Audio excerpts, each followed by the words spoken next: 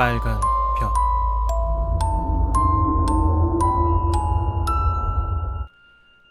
이야기를 하는 형님을 A, 그 형님의 친구를 B라 하겠습니다. B가 기숙사 생활을 하다 룸메이트와 사이가 안 좋아져서 자취방을 싸게 구했습니다. 학교 근처이기도 하고 주위의 교통편도 꽤나 편하게 뚫려있는 명당 중의 명당인데 운이 좋게 그 자리를 구했다고 합니다. 가격이 너무나 싼 것이 뭔가 꺼림칙한 느낌은 들었지만 별일 없겠지 하고 넘어갔습니다. 그리고 1년 동안은 별일이 없었습니다. 그런데 어느 날부턴가 B의 모습이 보이지 않았습니다. 강의는 물론이고 자주 가던 음식점, 술집, 어느 곳에서도 보이지 않았습니다. B의 절친한 친구였던 A는 B가 걱정이 되었으나 뭔가 집안에 급한 볼일이 있어서 어딜 갔겠거니 걱정을 하지 않았다고 합니다. 5일이 지났습니다. 드디어 A는 불길한 예감이 들기 시작했고 B의 자취방을 찾아갔습니다. 하지만 노크를 해도 B를 불러보아도 안에서는 아무 대답이 없었습니다. B가 정말 어디를 갔나 생각하고 그냥 가보려다가 무심코 자취방의 문고리를 돌렸는데 의외로 문이 잠겨져 있지 않았다 합니다. 안에 있는 건가 싶어서 들어가 봤는데 A는 온몸에 소름이 돋아 움직일 수 없었습니다. 자취방의 벽이 피로 범벅이 되어 있었기 때문입니다.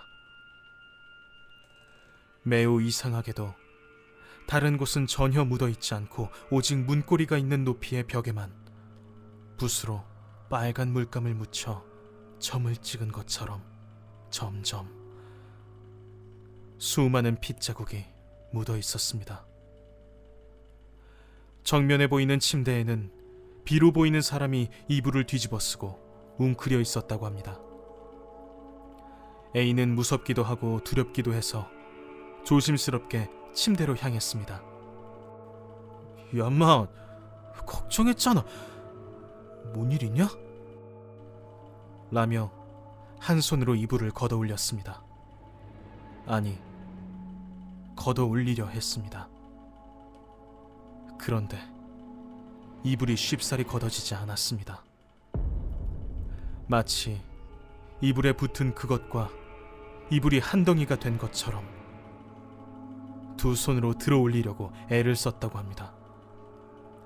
결국 이불과 한 뭉치가 된 그것을 들어 올린 순간 쩍 소리를 내며 이불에 붙어있던 것이 떨어졌습니다.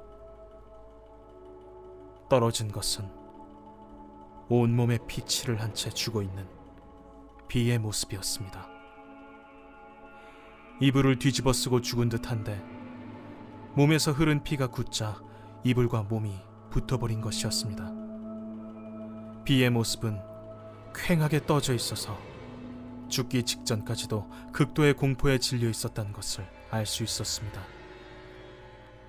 곧바로 경찰에 신고했고 경찰은 당연히 첫 발견자인 A를 의심했지만 부검 결과 등이 나오자 의심을 거두고 자세한 내용을 알려주었습니다.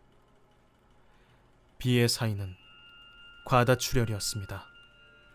몸의 다른 부분은 지극히 멀쩡했으며 칼에 찔리거나 베인 상처 하나 없었지만 그의 10손가락은 전부 손가락의 둘째 마디까지 터져 있었습니다.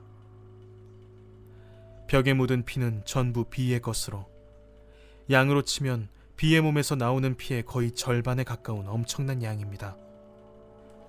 이해가 안 되는 일이지만 B는 자취방의 벽을 손가락이 다 터져 나가도록 두드리다가 과다출혈로 죽은 것입니다. B는 그 자취방에서 무언가를 보았을 것이고 밖으로 도망치려고 문고리를 찾았으나 찾지 못했을 것입니다.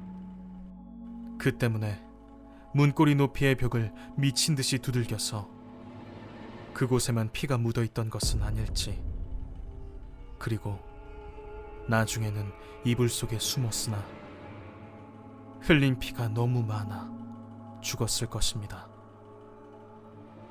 비는 자취방에서 무엇을 봤을까요?